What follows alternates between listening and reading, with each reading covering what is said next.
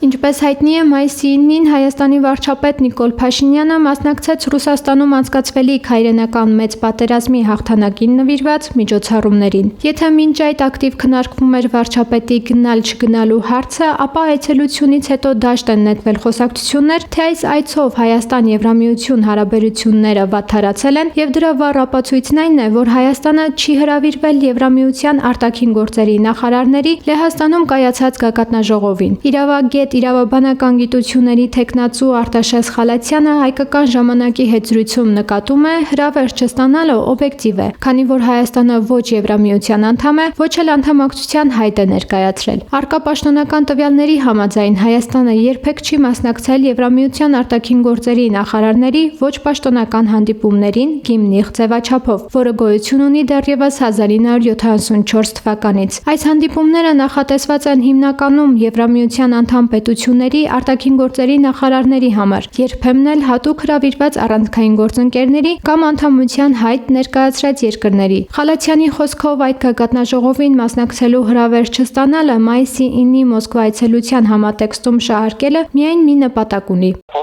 Քարոշչական դաշտում հարվածել իշխանությանը, հատկապես հաշվի առնելով նախընտրական գնալով բողոքող տրամադրությունները, այսինքն սա ես դրա հետ եմ կապում կոնկրետ միջպետական հարաբերությունները, Եվրամիություն Հայաստան հարաբերությունները չունեն կապ նման մանիպուլատիվ գործողությունների հետ, այդ շատ բան նաև գաղտնի է, շատ բան հրապարակային չէ, բայց եւ այնտեղ տեղի ունեցողը նման բարձունակ գործընթաց չի կարող ազդվել նման գործողություններով, ընդ որում չմոռանանք, որ անգամ Ամերիկայի Միացյալ Նահանգները որ ռազմավարական որոշակի կապեր է պահպանում կամ նույնիսկ փորձում խորացնել Ռուսաստանի հետ, այսինքն այնպես ամեն ինչ այդպես սպիտակ չէ, ինչպես շատերը պնդում են կամ շատերը կարծում են։ Նրա խոսքով հասկանալի չէ, թե այդ գագաթնաժողովին Հայաստանը ինչ կարգավիճակով կարող էր մասնակցել, հետևաբար պատճառահետևանքային կապ վարչապետի Մոսկվա մեկնելու եւ Հայաստանի այդ հավաքին չմասնակցելու միջև չկա։ Հավաքին մեր մասնակցելը կարծում եմ առնչություն չունի, նախ պետք է նշել, որ այդ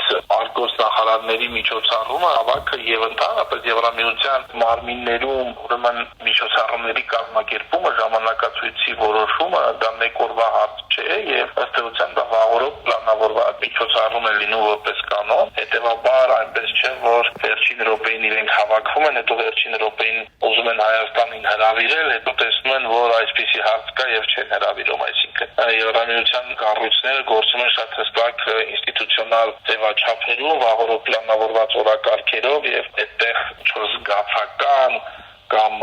այլ էմոցիոնալ ինչ-որ այսպես իրավիճակները պարզապես բացառվում են։ Ըստ զրուցակցի, դատելով վարչապետի մասնակցության ձևաչափից եւ այդ միջոցառման շրջանակներում տեղի ունեցած հանդիպում շփումներից այլ երկրների ղեկավարների հետ, պարզ ընդգծվում է այն հանգամանքը, որ մայիսի 9-ի մասնակցության նպատակը հայ ժողովրդի կողմից ֆաշիզմի դեմ պայքարի ընդգծումն է եղել, ինչի մասին այդ օրվա իր ուղերձում նշել է նաեւ Հայաստանի վարչապետը։ Հետևաբար այդ համատեքստում դժվար է խոսել Եվրամիություն-Հայաստան հարաբերությունների վատթարացման մասին։